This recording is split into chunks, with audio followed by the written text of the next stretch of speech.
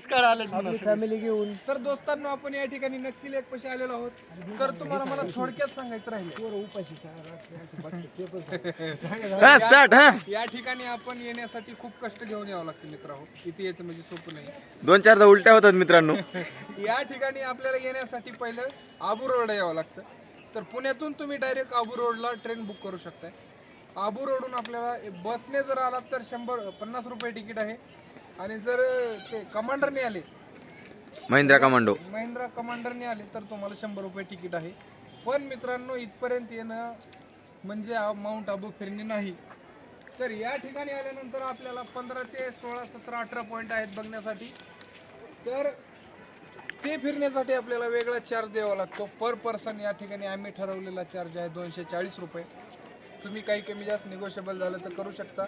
त्यांचं असं म्हणणं आहे की सध्या सीझन चालू आहे त्यामुळे हा रेट आहे.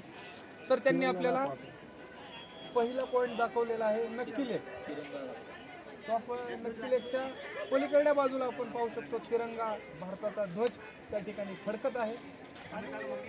छोटे मोठे सरका तिरंगा दिसते. या ठिकाणी ते ओम शांती ओमचं ऑफिस पण आहे ना, तर या ठिकाणी आपल्याला ओम शांती ओमच्या ऑफिसला पण पाहण्यासाठी जाणं आहे. तर ठीक आहे, धन्यवाद मित्रांनो. पुढील अपडेट आपल्याला थोड्याच वेळात येणार आहे.